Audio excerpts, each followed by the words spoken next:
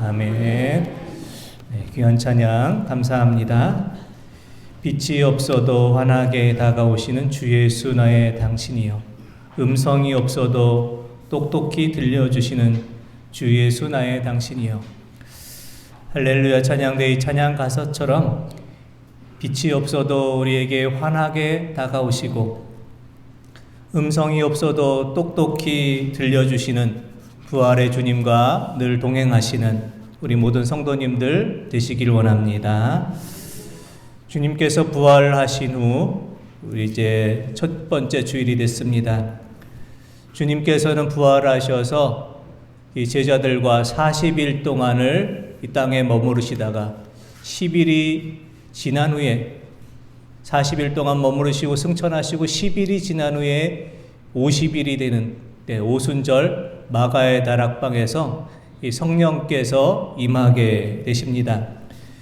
초대교회에서는 주님께서 부활하신 후 50일, 성령께서 강림하시는 50일 동안의 기간을 기쁨의 50일이다 이렇게 지냈습니다. 다른 때보다 더 기쁘고 감사한 절기로 지냈습니다.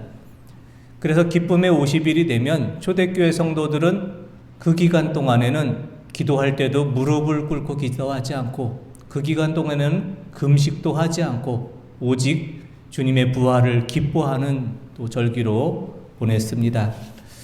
주님께서 부활하신 것을 기뻐하고 축하하는 기쁨의 50일 동안 우리 성도님들 삶 속에서 기쁨이 넘치고 감사가 넘치는 기쁨의 시간들이 다 되시기를 원합니다.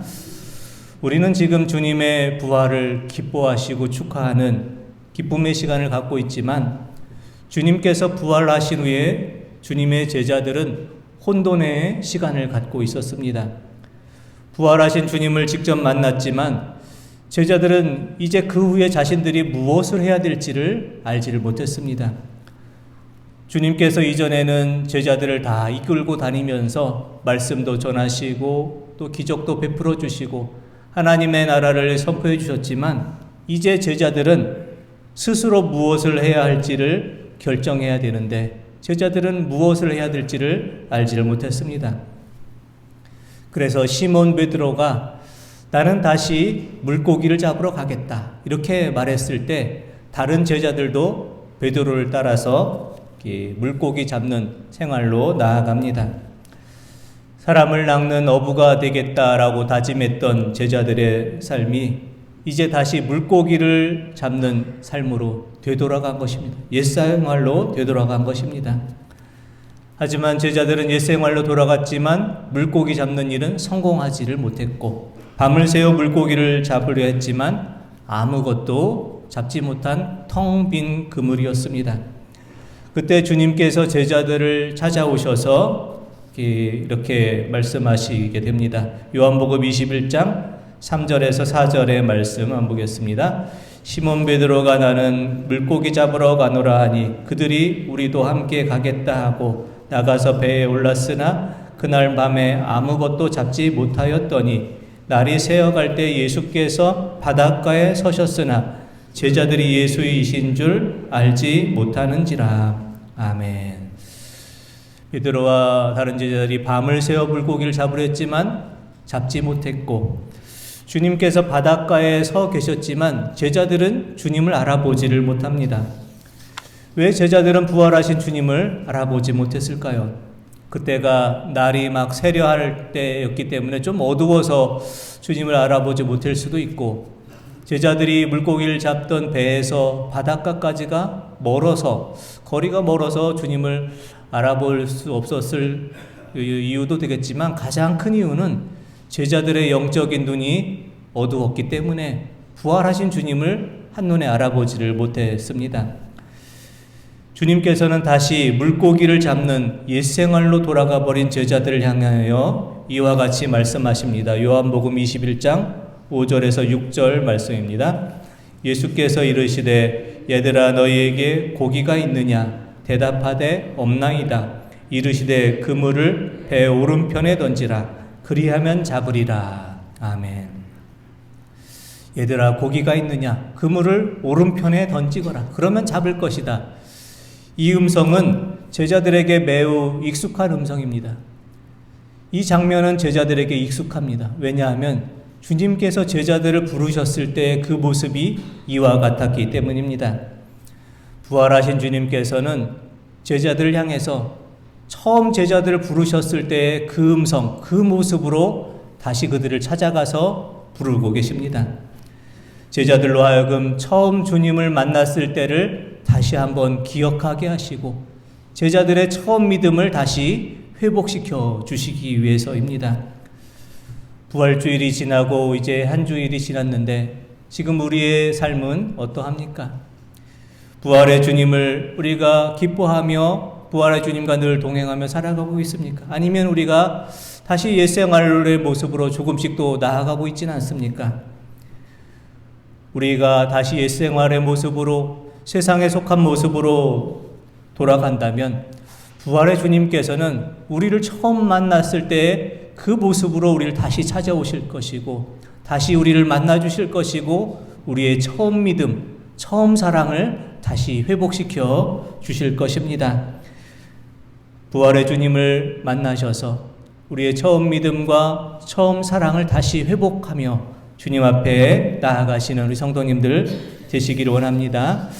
제자들이 바닷가에서 말씀하시는 주님의 음성을 듣고 바닷가로 나와보니 주님께서는 조반을 차려놓고 제자들을 기다리고 계셨습니다.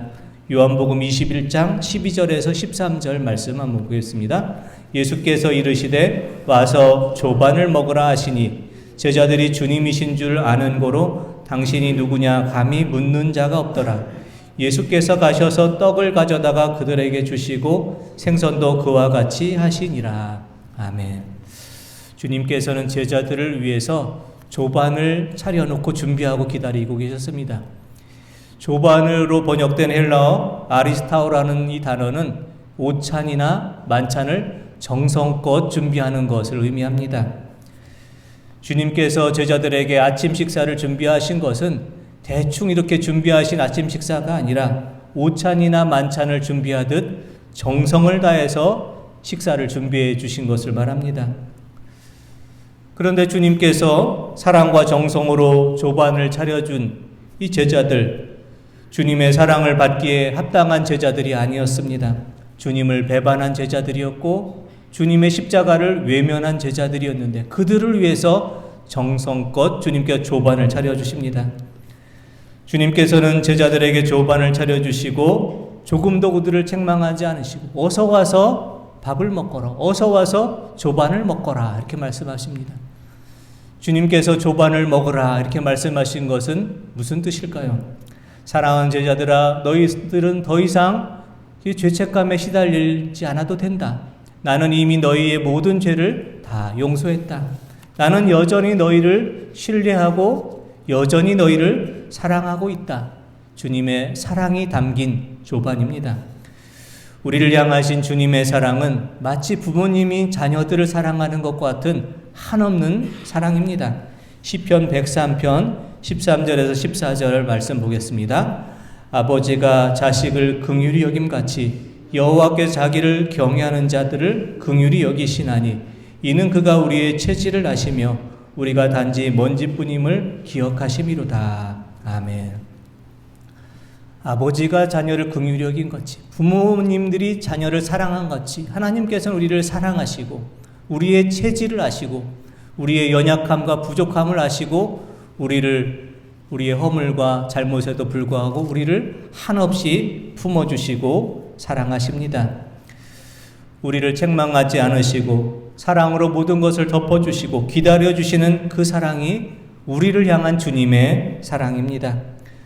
우리를 향한 주님의 그 사랑을 통해서 우리가 다시 한번 주님을 향한 믿음을 회복하고 믿음의 첫자리로 나아갈 수 있기를 원합니다. 조반을 먹은 후 주님께서는 제자 베드로를 부르셔서 오늘 본문과 같은 말씀을 들려주셨습니다. 요한복음 21장 15절에서 17절의 말씀 한번 보겠습니다. 그들이 조반 먹은 후에 예수께서 시몬 베드로에게 이르시되 요한의 아들 시몬아 내가 이 사람들보다 나를 더 사랑하느냐 하시니 이르되 주님 그러하나이다. 내가 주님을 사랑하는 줄 주께서 아시나이다. 이르시되 내 어린 양을 먹이라 하시고 또 두 번째 이르시되 요한의 아들 시몬아 네가 나를 사랑하느냐 하시니 이르되 주님 그러하나이다. 내가 주님을 사랑하는 줄 주님께서 아시나이다. 이르시되 내 양을 치라 하시고 세 번째 이르시되 요한의 아들 시몬아 내가 나를 사랑하느냐 하시니 주께서 세 번째 내가 나를 사랑하느냐 하심으로 베드로가 근심하여 이르되 주님 모든 것을 아시오매 내가 주님을 사랑하는 줄을 주님께서 아시나이다. 예수께서 이르시되 내 양을 먹이라. 아멘. 주님께서는 제자 베드로를 향해서 내가 나를 사랑하느냐는 질문을 3번을 하시고 주님 제가 사랑합니다라는 고백을 3번 고백하게 하십니다. 3번씩 이렇게 묻고 고백하게 하신 이유는 무엇입니까? 주님을 3번 부인했던 베드로의 믿음을 다시 회복시켜 주시기 위해서입니다. 우리가 만약 주님을 향해서 3번 잘못을 하면 3번 우리에게 주님을 향한 사랑을 고백하게 하시고 10번 주님을 향해서 우리가 부인했으면 10번 우리를 또 사랑한다 말씀하시고 우리를 다시 회복시켜 주실 것입니다. 주님께서는 제자 베드로를 회복시켜 주시고 제자 베드로를 향하여 주님을 향한 사랑을 고백하게 하였습니다.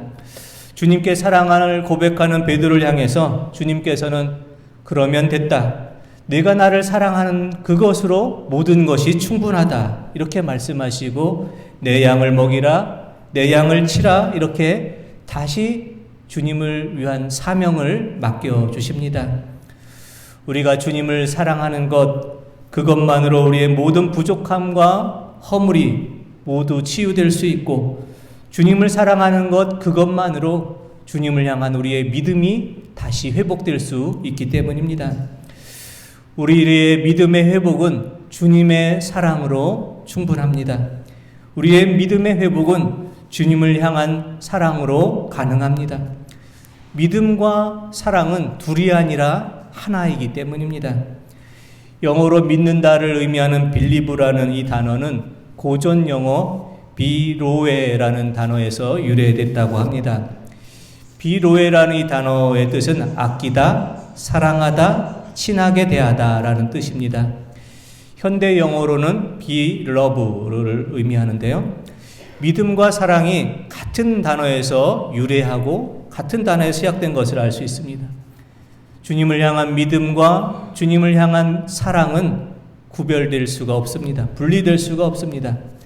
하나님을 믿는다라는 것은 주님의 말씀이 참되다라는 사실을 받아들인다는 것이 아니라 우리가 하나님을 향한 그 존재 자체를 사랑하고 우리의 모든 것을 다 드릴 수 있습니다라는 고백과 같습니다. 그래서 라틴어로 나는 믿는다라는 단어, 이 크레도라는 단어, 사도신경에 제일 처음에 나오는 나는 주님을 믿습니다라는 이 믿는다라는 크레도라는 단어는 나의 마음을 주님께 바칩니다라는 뜻을 말합니다. 우리가 누군가를 사랑한다는 것은 나에 있는 모든 것을 그를 향해 줄 수 있는 것을 말합니다. 그래서 주님께서는 우리에게 이와 같은 사랑을 하라라고 말씀을 하셨습니다. 마가복음 12장 30절의 말씀입니다. 내 마음을 다하고 목숨을 다하고 뜻을 다하고 힘을 다하여 주 너의 하나님을 사랑하라 하신 것이요. 아멘. 주님께서는 우리에게 마음을 다하고 목숨을 다하고 뜻을 다하고 힘을 다해서 주님을 사랑하라 이렇게 말씀합니다. 이 말씀을 다시 바꿔본다면 우리가 어떠한 상황 속에서도 주님을 향한 믿음이 변치 않고 우리의 마음을 다하고 목숨을 다하고 뜻을 다하고 힘을 다해서 변치 않는 믿음을 간직하라 이렇게 말씀하신 것과 같습니다. 주님께서 베드로에게 내가 나를 사랑하느냐 물으시고 베드로는 주님 제가 사랑합니다 고백을 하고 그것을 통해서 주님 사랑합니다라는 고백을 통해서 베드로는 주님을 향한 믿음을 다시 회복하게 되었습니다. 믿음을 다시 회복한 베드로를 향해서 주님께서는 이제 내 양을 먹이라, 내 양을 치라 이런 말씀을 들려주십니다.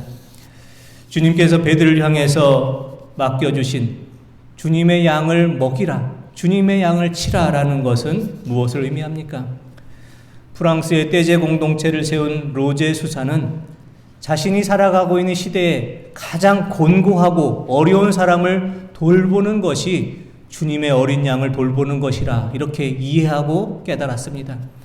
그래서 2차 세계대전이 끝났을 때는 독일군 포로들을 보살폈고, 베트남 전쟁 때에는 전쟁 고아들을 보살폈고, 유럽으로 난민들이 유입될 때는 난민들을 받아들이고 돌보아 주었습니다. 베드로에게 어린 양을 먹이라, 나의 어린 양을 치라 이렇게 말씀하신 주님께서는 우리에게 똑같은 질문을 먼저 주실 것입니다. 사랑하는 자녀야, 내가 여전히 나를 사랑하고 있느냐? 우리도 베드로처럼 이렇게 고백하기를 원합니다. 주님, 제가 여전히 변함없이 주님을 믿고 의지하며 사랑하기를 원합니다. 이렇게 주님을 향해 우리의 믿음을 고백하고 사랑을 고백하기를 원합니다. 우리가 주님을 향한 믿음과 사랑을 고백할 때 주님께서는 우리에게 이와 같이 말씀하실 것입니다. 그러면 됐다. 나를 향한 사랑, 그것으로 충분하다. 다시 시작하라. 다시 사명을 감당하라. 이렇게 말씀하실 것입니다. 우리가 감당해야 될 사명, 우리가 먹여야 될 주님의 양은 무엇입니까? 우리가 길러야 될 양은 무엇입니까? 주님께서 올해 우리에게 맡겨주신 일입니다. 주님께서 이 땅에 우리를 보내시며 맡겨주신 사명을 말합니다. 부활주일이 지나고 이제 한 주일이 지났습니다. 부활의 주님께서는 부활주일 뿐 아니라 계속해서 항상 우리와 함께 하십니다. 다시 부활의 주님을 만남으로 우리의 처음 사랑과 처음 믿음을 회복하시길 원합니다. 부활의 주님께서 우리에게 차려주시는 조반을 먹고, 말씀의 조반, 은혜의 조반을 먹고 다시 한번 힘을 내시기 바랍니다.